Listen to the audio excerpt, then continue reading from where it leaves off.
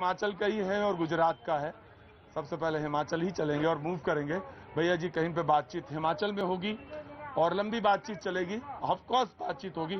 जी मैं आया अब कुछ बोलना चाहती हूँ, इसके बाद है ना। देखिए, महत्वपूर्ण विषय आज ये है कि जो हमारे माननीय सर्वमाननीय ज्ञानी श्री राहुल गांधी जी अंतर्राष्ट्रीय फोरम पर जाकर आज भारत को बदनाम कर रहे हैं। क्यों नहीं बोलती? मुझे आज तक कल्पना समझ में नहीं आया बात, आपसे पहले बिल्कुल नहीं समझ में आया। कितना सम्मान मैं उनको दे रही हूँ, हालांकि वो इस सम्मान के योग्य नहीं, गलत कल्पना। No I won't give you chance, I won't give you chance. Alpana please एक सहज सरल भाव से बोला जा सकता है कि जिनको भारत का ज्ञान नहीं है। नहीं, मैं नहीं बोलूंगा। की आलोचना लगातार चल रही है। देखिए, विपक्ष में विदेश में देश की आलोचना का प्रथा अगर माननीय प्रधानमंत्री जी ने ही शुरू किया, वहां पे एनआरआई को संबोधित करते थे और बताते थे कि 2014 से पहले देश कितने बुरे हालत में थी। तो ये ना झूठ नहीं है, आप लोग देख लीजिए। एनआरआई को संबोधित करते हुए लगातार ये चीज। मुद्दे पे आइए भाई, मुद्दे पे आइए। देखिए प्रतीक जी, मैं आता हूँ, अल्पना को बोलने देंगे जी।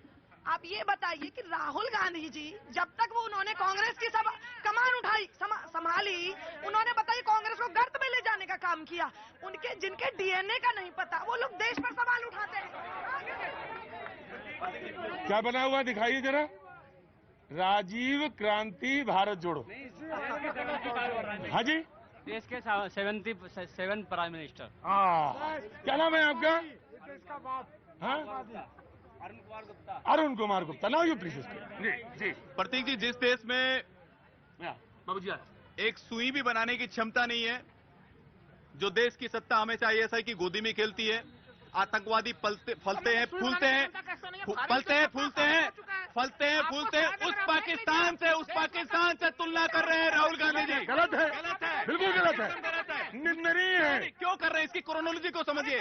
भारत आखिर ऐसी छवि बना करके वो ये अंतर्राष्ट्रीय साजिश के अंतर ये कोई ना कोई षड्यंत्र चल रहा है। देखिए, ऐसा है प्रतीक जी, वो चाहते नहीं है कि यूक्रेन की तरह भारत की मध्यस्थता दोबारा हो, यूएन सिक्योरिटी के अंदर भारत स्थायी सदस्य बन पाए, और जो चीन से जो कंपनियां आने वाली है, चीन से जो भारत में कंपनियां आने वाली है, विदेशी कंपनियां, वो ना चीन एजेंट का काम कर रहे होंगे। बाबू जी नमस्ते। नमस्कार बाबू जी लगाइए जरा। हाँ जी नमस्ते। महंगाई के ऊपर बिल्कुल महंगाई पे बोलिए। आपका नाम हो गया, शुभ नाम हो गया। एक मिनट प्लीज। मैं जरूर बात करूंगा। हैव टू वेट, मैं आऊंगा जी। बाबूजी नाम। हेलो बाबूजी नाम, आप नाम बोलिए अपना। अशोक चोपड़ा। अशोक चोपड़ा जी, अब ये बात सोचिए कि आप सबके पास आवाज आ रही है, अब आप बोलना शुरू करिए। हेलो महंगाई क्या होती है? अगर कोई चीज लगातार महंगी होती जा रही है, दैट इज महंगाई। अगर कोई चीज लगातार सस्ती हो रही है, दैट इज सस्ताई। अगर अचानक कोई चीज महंगी हो जाती है या अचानक सस्ती हो जाती है, वो सस्ताई, दैट इज नॉट महंगाई। उसके लिए चोपड़ा साहब आपने तो इकोनॉमिक्स एक सेकंड में समझा दिया बस जी। देखिए, जो लोग कह रहे हैं कि भाई महंगाई अचानक से, देखिए अचानक से नहीं, लगातार बढ़ रही है। महंगाई के आंकड़ों को देखिए ना। और सुन लीजिए अच्छा, यूक्रेन रूस का सुन लीजिए पहले मैं जवाब दे रहा हूँ। यूक्रेन रूस का संघर्ष देखिए, महंगाई बढ़ी है। मैं जवाब दे रहा हूँ। देखिए, यूक्रेन रूस का संघर्ष कब शुरू हुआ था? 22 फरवरी से, यानी इस वर्ष का 22 फरवरी 2022 से शुरू हुआ था। सुन लीजिए। और थोक महंगाई दर के जो आंकड़े चले जा रहे हैं, आप एक साल पहले पिछले एक साल से आप देख लीजिए, थोक महंगाई दर के आंकड़े डबल डिजिट में बने हुए हैं। और आज स्वास्थ्य प्रणाली बिल्कुल अच्छी नहीं है।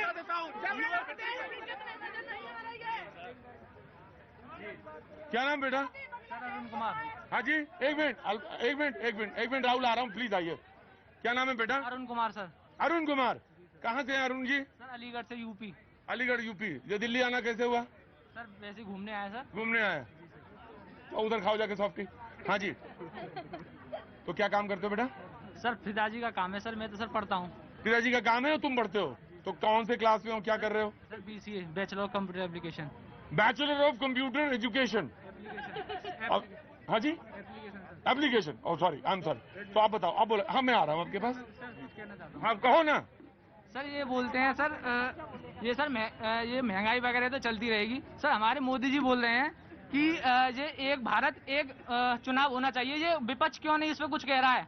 जब एक इसमें कितना सारा पैसा बचेगा जब एक चुनाव होगा। गुजरात का चुनाव आ रहा है, इसमें पूरा भारत लग जाएगा, इसमें सब काम धंधे बंद हो जाएंगे, सब चुनाव में लग जाएंगे। पर एक पक्ष और एक चुनाव क्यों नहीं हो रहा है सर? इस पे सर चर्चा कीजिए, कितना पैसा बचेगा? 2 लाख करोड़ लगभग बचेगा इंडिया का पैसा। विपक्ष क्यों नहीं कह रहा है इस पे? मोदी जी हल्ला मचा मचा कर कह रहे हैं। मोदी जी कह रहे हैं कि एक चुनाव, एक देश एक चुनाव, तो आखिर क्यों नहीं? जी ऑफकोर्स मैं आ रहा हूँ। देखिए प्रतीक जी, जनाब, कौन ज्यादा हल्ला मचा रहा है महंगाई का?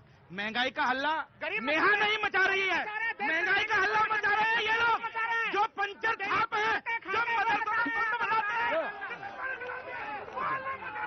पता नहीं क्या बात बोलते हैं,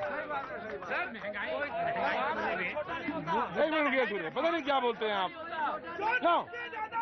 नहीं मैं नहीं लूंगा, मैं नहीं छोटा बड़ा कोई नहीं है। बढ़ जाइए मैंने बढ़िए प्लीज जी,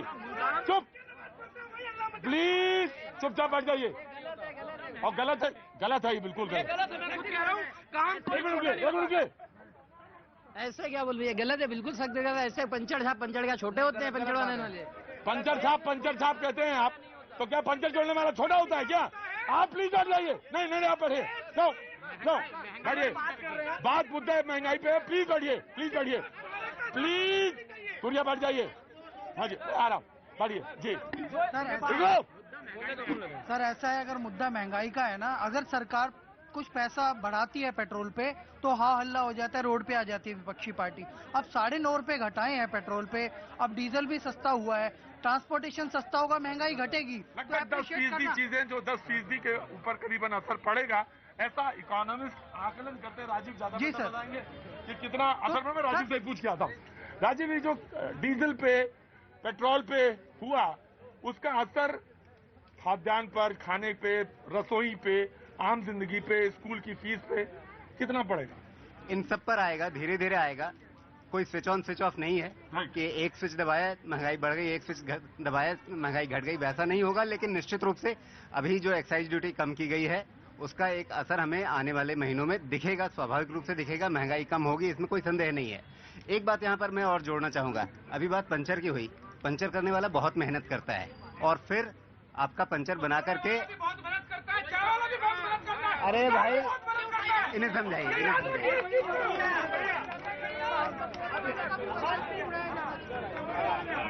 बिल्कुल पकौड़े वाले का मजाक नहीं उड़ाया जाना चाहिए। बिल्कुल जी पकौड़े वाला ही हल्दीराम बने देश में। बीकानेर, हल्दीराम और ये जितने राम खुले हुए हैं ये सब पकौड़े वाले, रेडी वाले ही थे और इनसे कोई सर्टिफिकेट नहीं मांगा। लेकिन सूर्या जी मुझे नहीं मालूम कि इतना क्रोध मेरे ऊपर क्यों करते हैं आप। मुझे नहीं मालूम, मैंने नहीं। अरे हे रुद्र शांत हो, बैठो मैं आया जी। मैं उसके बाद वही जोड़ने वाला था कि जितना हमें श्रम का सम्मान करना सीखना पड़ेगा, तो जितना सम्मान हमें पंचर वाले का करना चाहिए उतना ही सम्मान पकौड़े वाले का भी करना चाहिए, रेहड़ी वाले का भी करना चाहिए, पटरी पर जो काम कर रहा है हर व्यक्ति। और इसीलिए मैंने कई फोरम पे कहा है कि ये जो प्रधानमंत्री के भाषण के बाद ये पकौड़े पर चुटकुले बनाने का जो सिलसिला है, यह देश के करोड़ों श्रमजीवियों का अपमान होता है उन चुटकुलों में। आई एग्री राजीव, ये बात बिल्कुल 100% सही है। आप जब तक श्रम का अपमान करेंगे, महंगाई पे, रोजगार और बेरोजगारी पे बोलने का आपको कोई हक नहीं है। बिल्कुल नहीं, कोई हक नहीं है जी। I will give a chance to him. कौन करते हैं? सबसे ज्यादा चुटकुले किसने बनाए? कांग्रेस पार्टी ने बनाए। राहुल गांधी जी हमेशा अपमान करते हैं। और राहुल गांधी और राहुल जी जो यहाँ पर खड़े हुए हैं, इनको शायद ज्ञात नहीं होगा भारत की जो मुद्रास्फीति इस समय 7.7% है, जबकि अगर यूएसए की बात करें, जर्मनी की बात करें और विश्व के अन्य देशों की बात करें तो 8 से 9% की है। तो विश्व की अपेक्षा भारत की अच्छी व्यवस्था है। नरेंद्र मोदी जी के नेतृत्व में संभालने का काम अगर किसी ने किया है तो नरेंद्र मोदी जी के नेतृत्व में। देखिए बड़ा अच्छा से इन्होंने तुलना कर लिया पूरे दुनिया के देशों से। इनके आंकड़े सही है, आंकड़े सही है इनके, लेकिन आंकड़े सही है, मैं गलत नहीं कर रहा आपके आंकड़ों को। लेकिन स्थिति देखिए, अमेरिका में प्रति व्यक्ति आय देख लीजिए, ब्रिटेन में प्रति व्यक्ति आय देख लीजिए, भारत का प्रति व्यक्ति आय देख लीजिए।